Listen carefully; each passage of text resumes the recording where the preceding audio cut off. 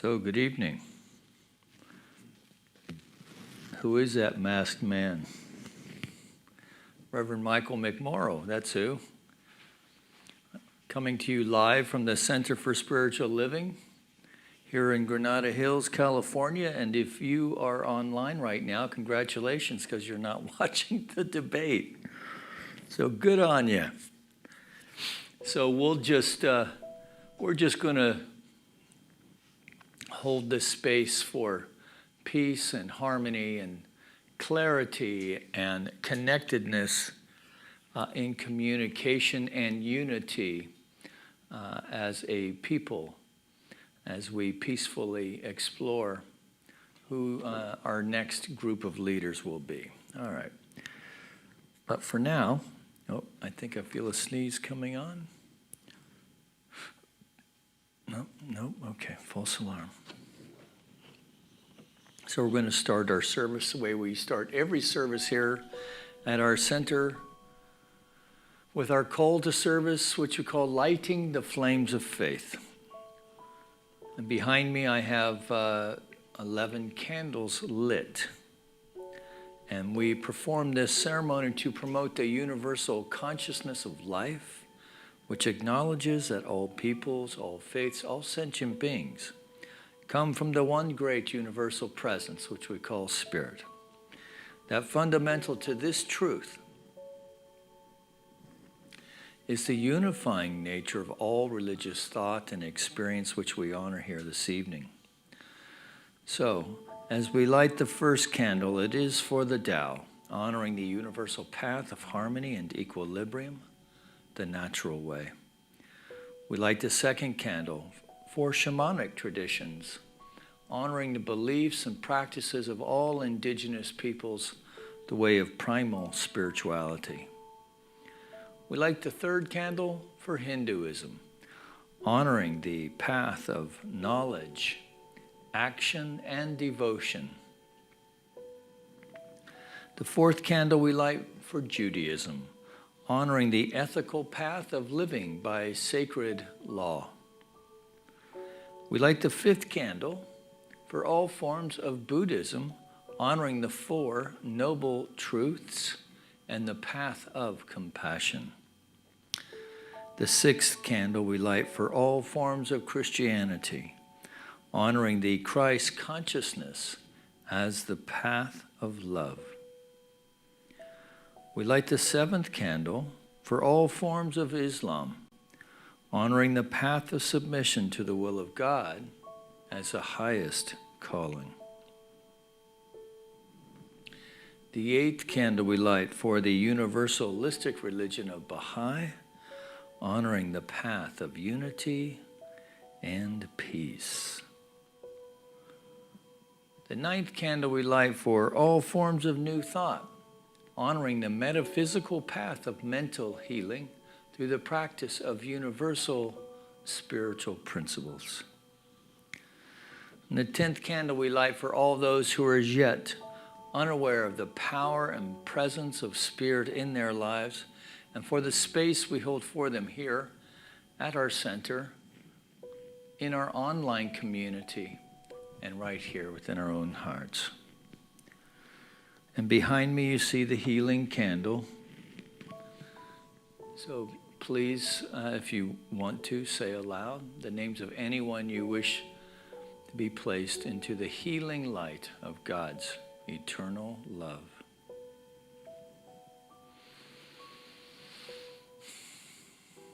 I'm thankful, so grateful. I'm one with the Spirit all around me. I'm thankful, so grateful. I trust in God.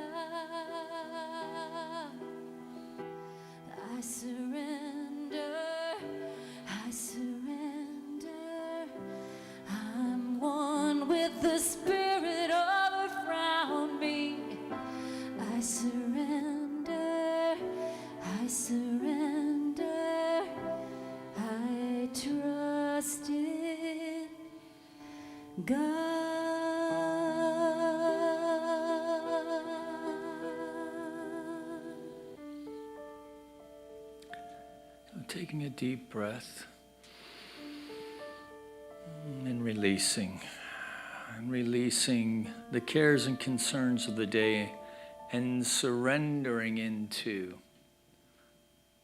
trust, surrendering into knowing that there is but one power, one presence, one source, one life, one living intelligence, one infinite heart of the divine.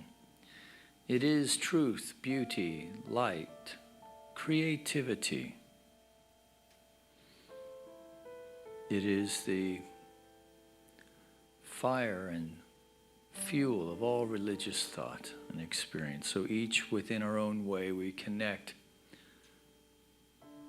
with this universal truth and know that it is within us and within our hearts right now. So in this way we are joined in a unity of consciousness as we raise our awareness and our sense of allowing the presence of the divine as we understand it to make itself known in this moment. And so in this knowingness and in this acceptance, we just allow this evening to unfold. We set an intention for this meditation, an intention of just allowing whatever experience is meant to make itself known here this evening, that we are open to that. That we are open to an experience of healing for whatever ails us in ways known or unknown. That we are open to healing for our fellows, for our communities, for our country, for the planet. That we are open and receptive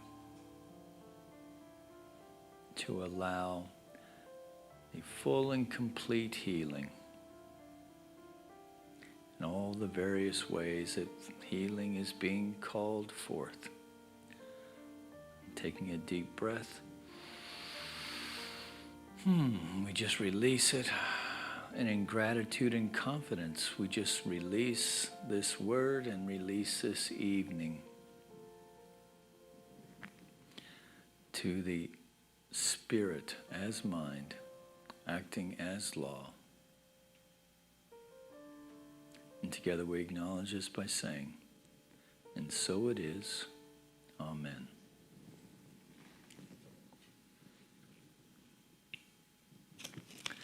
So continuing to work with this book by the very accessible and quite brilliant teacher Pema Chodron, a Zen nun, headed out of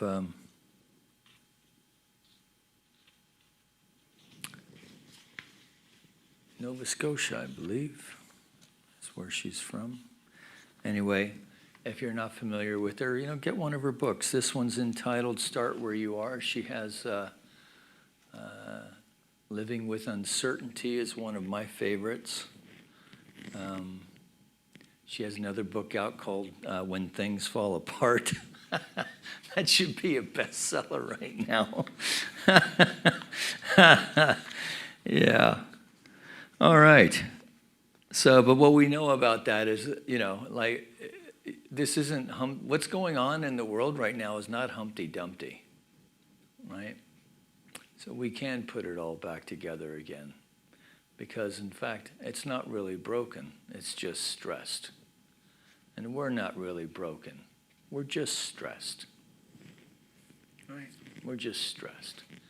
And so in participating in things like this, like meditation, even if you're watching it later and not watching it live, that this is time well spent. Yeah. Anytime that we create some space in our life to just be still and to observe our thought and to detach and observe. We create space so that we can learn to respond rather than react. When we are able to successfully do this in our life as a practice, then we become much more effective. So, we've been working out of The Big Squeeze, which is one of the last chapters of her book here, chapter 20. Last week, Pema talked about playing the big shot and getting all, comfortable and tucked into that. And then at the being at an event where she was asked to be the big kahuna, and then being directed to just now go down and just be, with the regular folks and just go be ordinary. And then she got used to that, and then she gets pulled up to be, acknowledged and exalted. And she's observing herself, which is what happens, when you have a meditation practice, you do find yourself observing, oh, what the heck's going on with me right now? And this is what she's doing. So this is where we left off. And so observing all that and observing how we can get caught up in that in the human condition, she said this is the last line of that. We can always get comfortable being either big or small, either right or wrong. Isn't that true? And now we have social media to help us do that. Isn't that wonderful? But she goes on to say on page 124, although we think that wrong is bad, if we get into the habit of thinking that we are wrong, we can get comfortable there too. Any ground will do. We just want to be able to get our ground, either as a loser or as a winner, as a big deal or an ordinary deal. But if we wish to communicate, if we really wish to open our hearts, this is something we have to know, right? If we really wish to communicate, if we really wish to open our hearts, in other words, if we really want to be effective, sooner or later we're going to find ourselves in the big squeeze where we can't buy it and we can't throw it out, and we are caught in the juicy situation of being big and small at the same time. We're so attached to certainty in the human condition, and yet it doesn't take much introspection to see that the only constant in life is in fact change, which is in Buddhist teaching simply impermanence.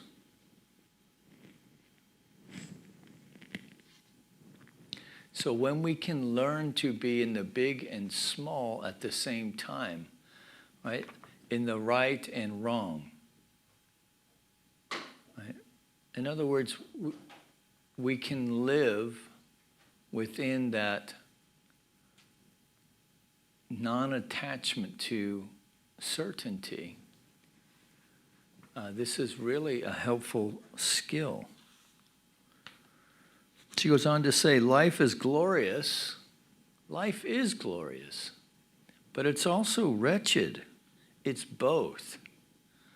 Appreciating the gloriousness inspires us, encourages us, it cheers us up, gives us a bigger perspective, it energizes us, we feel connected. But if that's all that's happening, then we can get arrogant and start to look down on others. And there's a sense of making ourselves a big deal and being really serious about it and wanting it to be like that forever. We don't know anyone like that. The gloriousness becomes tinged by craving and addiction. Craving, we want more, want. Of course, this is all matters of degrees. right? Another one is that, I'm a much higher vibration than that person over there. Yeah, really? On the other hand, wretchedness, life's painful aspect, softens us up considerably. Knowing pain is a very important ingredient of being there for another person. When you are feeling a lot of grief, you can look right into somebody's eyes because you feel you've got nothing to lose and you're just there. The wretchedness humbles us and softens us. But if we were only wretched, we would just go down the tubes. That's what she says right here. We just go down the tubes. We'd be so depressed, discouraged, and hopeless that we wouldn't have enough energy to eat an apple. Gloriousness and wretchedness need each other. One inspires us, the other softens us. They go together.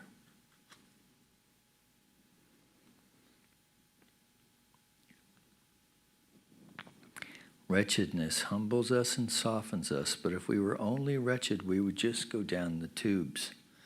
We'd be so depressed, discouraged, and hopeless that we wouldn't have enough energy to eat an apple. Gloriousness and wretchedness need each other. One inspires us, the other softens us. They go together. Boy, I can see how that's true in my own life. How about you?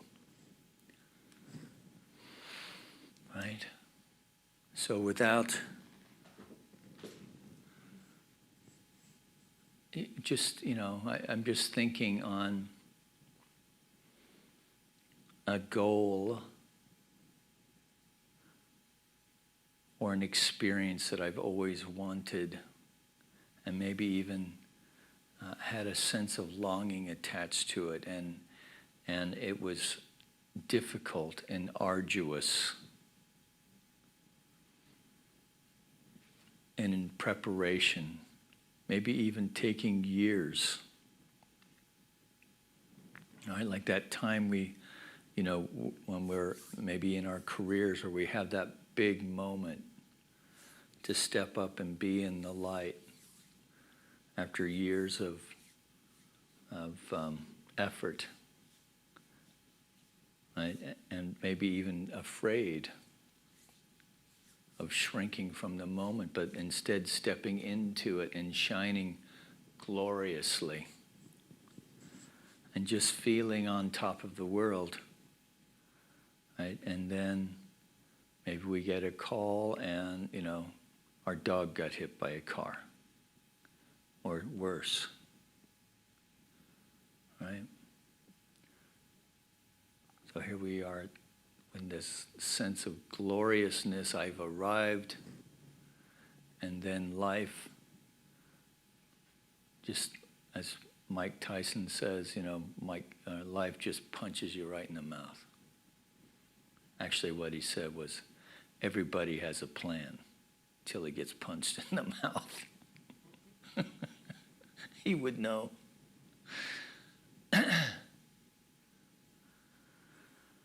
So, meditation is wonderful for preparing us. It gives us an opportunity to observe our thought and with compassion, right? So, compassion for ourselves first, right? And then we bring others into that compassion. That is essentially what Tonglen practice is. And when we get good at it, we can bring in, right, that person that we most struggle with. And then there's also this moment of, sometimes there's a moment of clarity when you're watching yourself in a situation or with a personality with whom you've struggled, and you realize, wow, I'm free. I'm really free.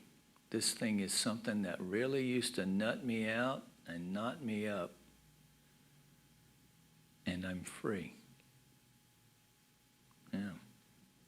So, enough yakety yak. Let's do some meditation, shall we? So if this is your first time watching, we're going to be using a technique where we follow the breath, which means we're going to be paying attention to the movement of the breath in the nostril and focusing on the sensation of the breath. Then you'll see the mind will begin to still, and you'll start to hit a state with the breath, with each exhale, a deeper state of relaxation. But it's a relaxation that has mindfulness attached to it. So we're not dozing off. We're fixing our attention to the movement of the breath. So when that's available, then pay attention to the movement of the breath on the exhale. And then when you start playing around with that, see if you can detect the movement of the breath on your upper lip. And then if you find yourself, as we often do, feeling sensation, little itches or whatever, see if you can move into those and breathe, and on the exhale, just release it.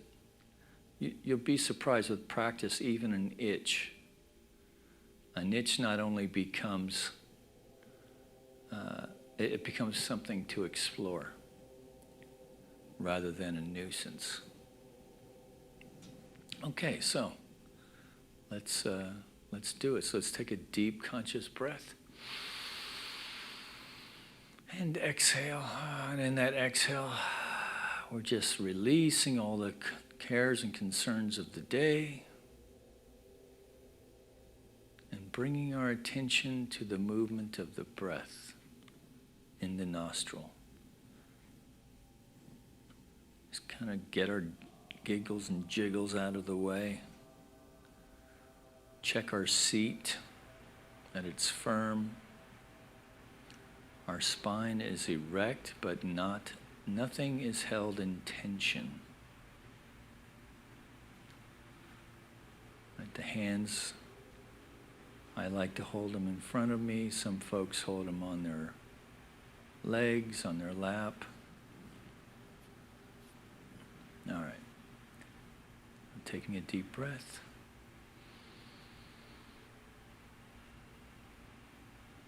Following the breath.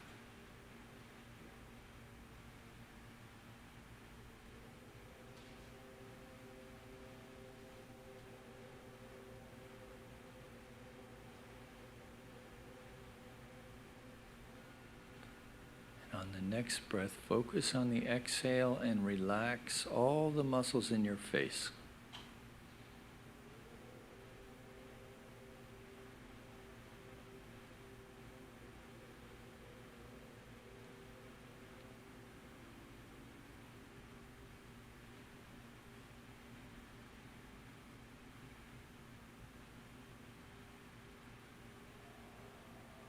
Following the breath.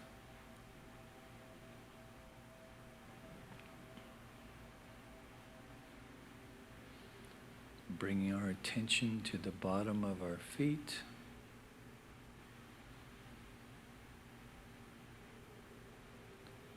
Just scanning for sensation up the leg,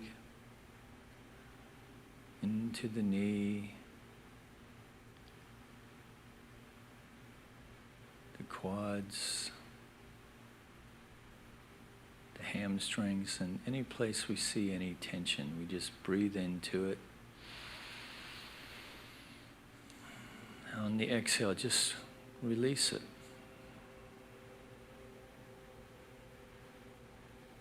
Into the gluteals, the sit bones, the lower back. So how is that lower back? Is it tight. You can tuck your tailbone underneath there and get your lower back against the seat. Then just return back to the breath.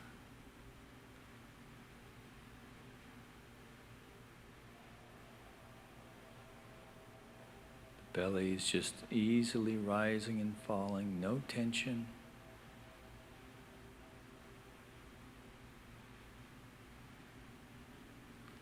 Up into the chest. Check your chin, so just slightly downward.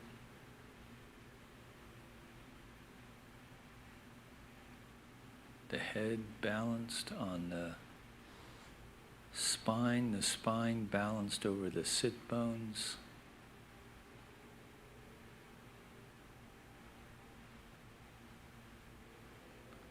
Following the breath.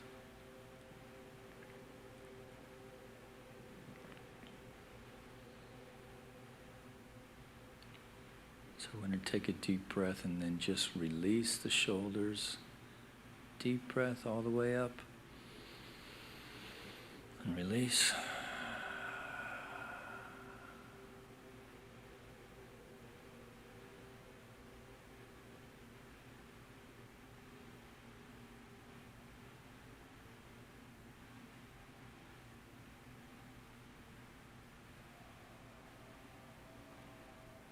Focusing on the out breath.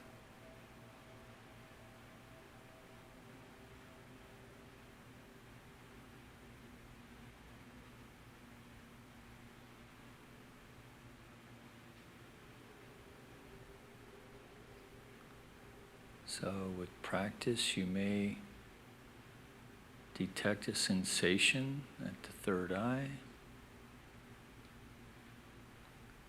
or a tingling on the crown.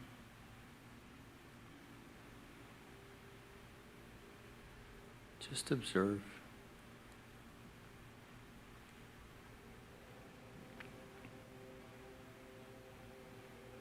And should you get snagged by a thought, just remember we're not fighting with the mind to have no thoughts. We're simply observing. But should you get snagged and catch yourself on a thought thread, just acknowledge it as thinking, maybe even in an amused way. Oh, look at you, doing it again. And then we just take a deep breath. And then we just reset again.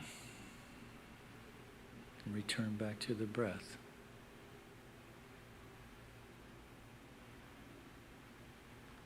So now I'm going to keep time for you. So just surrender to this time and claim it as your own.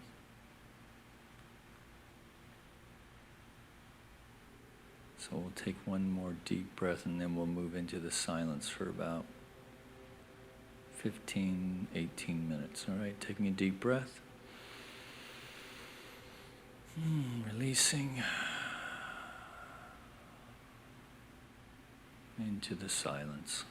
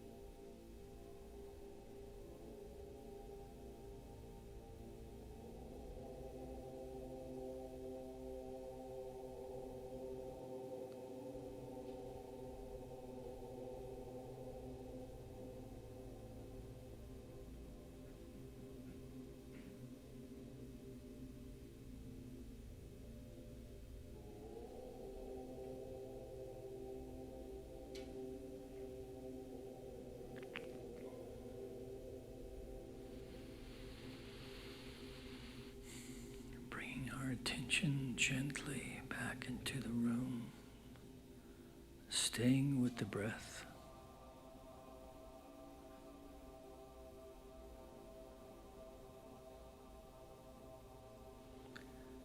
And imagining it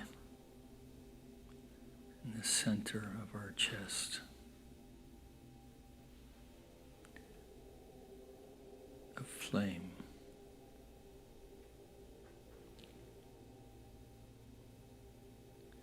And let this flame represent or symbolize the flame of divinity within.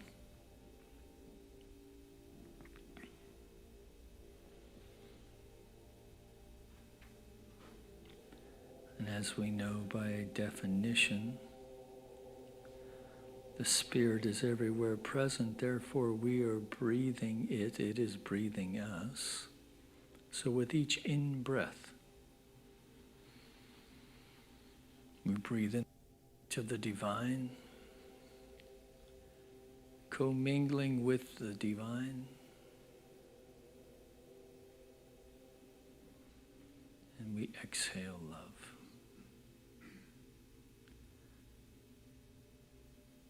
Breathing in light,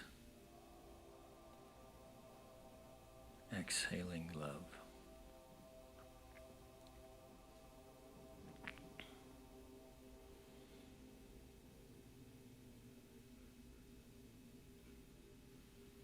So this flame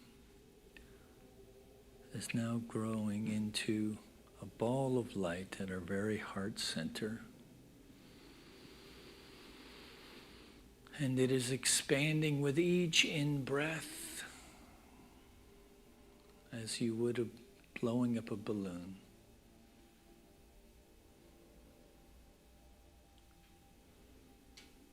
So this ball of light is chi, if you will,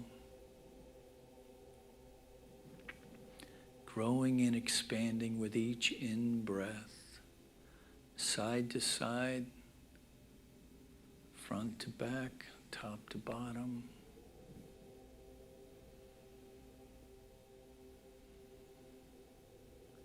Expanding beyond the torso.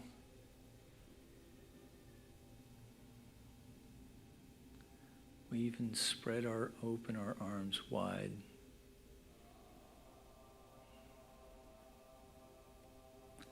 Feeling this light enliven every aspect of the body temple.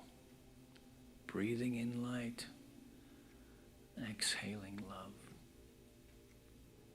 Breathing in light, exhaling love. To the very room that we're sitting in now is filled with this light that we have created here together, a field of light, a field of consciousness from which we now bring forward our cares and concerns for the day, that we just call them by name. And in naming them, we just release them into this field of light.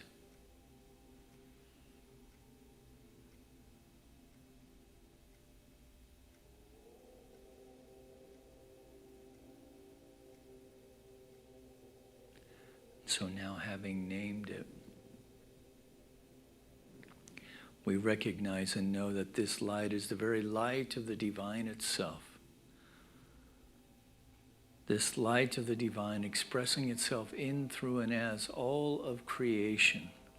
That there is no spot where God is not. So right where we sit, God is. And as we know this to be true for ourselves, we know this to be true for all beings.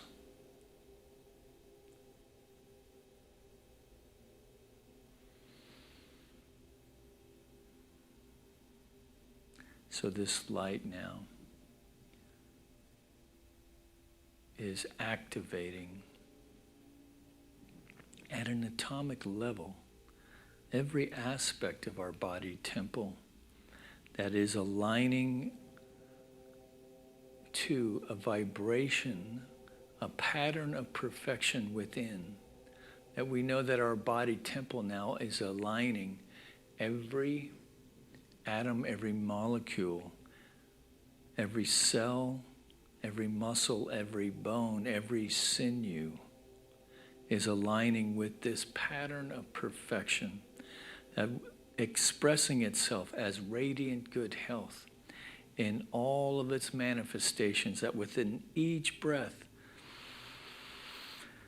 we continue to maintain a strong and vital immune system, that any aspect of the body that needs to be aligned is doing so now, aligning with the vibration of healing, aligning with the pattern of perfection, aligning with that aspect of consciousness that has as much faith in knowing that the consciousness that heals a cut finger is the same consciousness that heals any malady within the body temple. So we take a deep breath and release, and in that release we know that this body temple now has been restored. That we know further that with every breath, every neuron, every wrinkle of our cortex is aligning and enlightened by the very light of the divine. That even now we are downloading new and dynamic and creative ideas, solutions to any challenge, any seeming challenge that may have presented itself to this day or through the last several days, that we are open and receptive to the solution that we know is already in place, that our heart has been opened, and we've been opened to connection in a deeper and meaningful way with those whom we share intimately our lives with those with whom we share our business opportunities, our business commitments, with our customers and the like, that all of it is a consciousness of conviviality, of cooperation, of product to need, to solution, to challenge, that creates a win-win within every situation where all are served. That we know for the needs of our daily bread are easily met, that the flow of life is sustaining us in even with a sense of overflow, that we remember and know that we live, move, and have our being as divine right action, and that we live in the divine flow of life. Taking a deep breath and releasing. And so for this word spoken here this evening, for the cares and concerns within the hearts of anyone watching right now, that we know that the infinite ear of the divine is attuned to our every need, that we speak our word with confidence, with a deep sense of gratitude for the many blessings in our life, the ways in which we are blessed in the little ways that we take for granted, like clean water and electricity and maybe even a place to lay our head this evening, to the really big things, good transportation, a nice home, a career and working life that is fulfilling, a retirement that is funded and even has within it a sense of luxury and security, that for all of this we are so truly grateful. And so it is from this place of gratitude then we launch all of these ideas, our cares and concerns, to that aspect of the mind of the divine itself that knows only to say yes. That aspect of the mind of the divine acting as law, knowing that it is done. And so in this knowing, we feel a sense of release, of knowing that all is well. And so we hit the pillow tonight, drifting off to sleep easily. We sleep deeply, dreaming sweet dreams.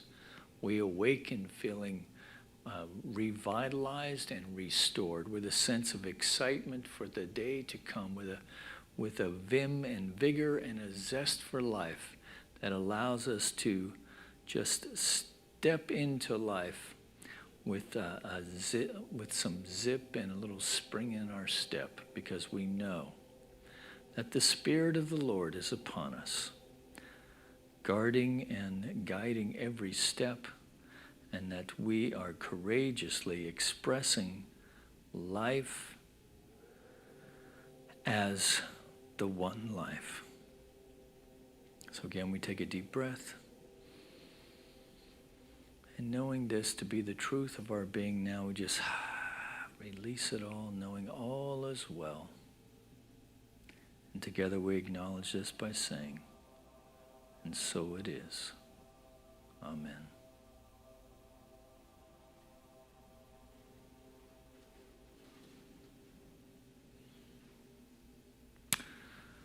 So, there you go.